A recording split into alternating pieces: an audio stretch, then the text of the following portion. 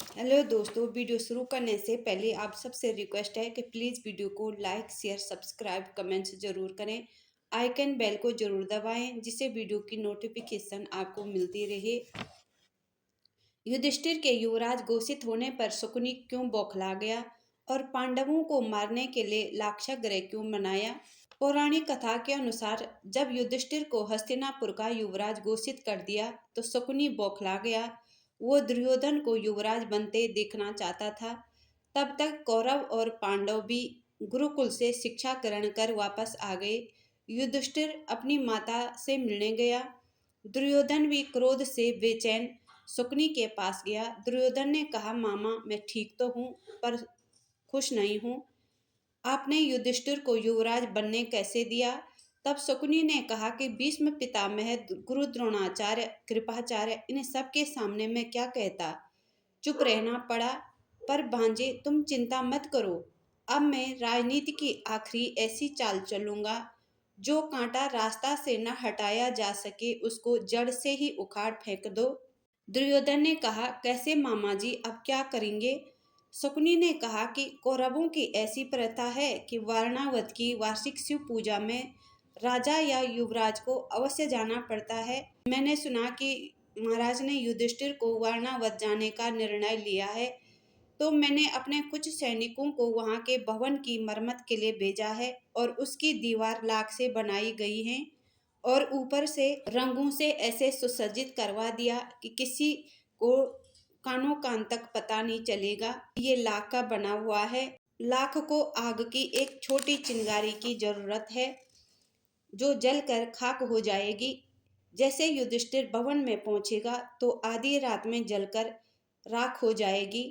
पर मैंने ऐसी चाल चली है, जहां एक कांटा निकले वहां पांचों के पांचों कांटों को उखाड़ फेंक दो। अगर वहां पांचों कांटे उखाड़ दिए जाए तो तीर्थ यात्रा पर पांचों को मुक्ति मिल जाएगी।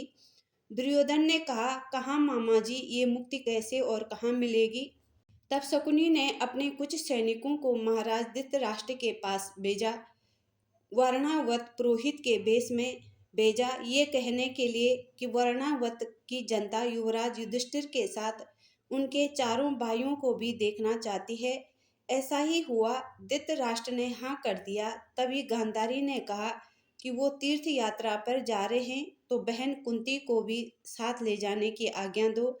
तब शकुनी को अपनी चाल सफल होती दिखी।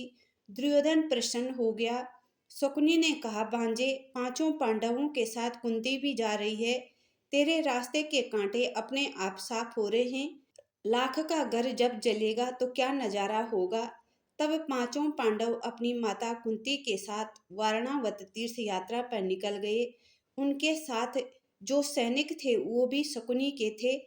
तभी विदुर जी के एक गुप्तचर वज्रदत्त को पता चला कि बहुत सारा लाख वारणावत ले जाया जा रहा है और पांडवों को मारने की साजिश चल रही है।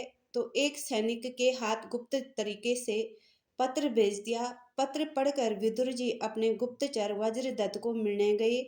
वज्रदत्त ने सारी बातें बताई पर समय कम था। तब विदुर जी ने अपने सैनिक दूसरे रास्ते से भेज दिए। कुछ सैनिक लाक्षागृह के ठीक सामने सुरंग खोदने लग गए। कुछ पांडवों के साथ वाणावत पहुंचते ही भवन में दास बनकर पहुंच गए।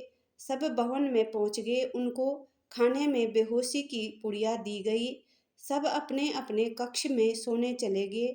उनके साथ एक एक दास दासी रखे गए। उन दास दासियों को आधी रात में बाहर आने के लिए बोला गया। तब सैदेंद्री नाम की दासी माता कुंती के कमरे से बाहर आई और कुछ खाने लगी।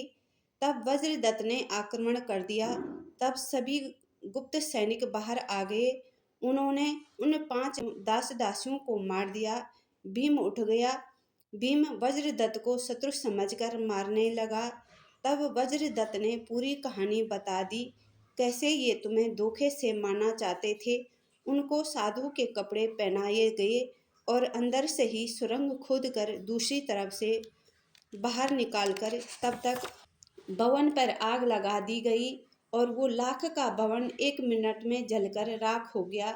शकुनी के सैनिकों ने सोचा कि ये जल गए, पर कहते हैं सत्य पर चलने वालों की कभी हार नहीं होती।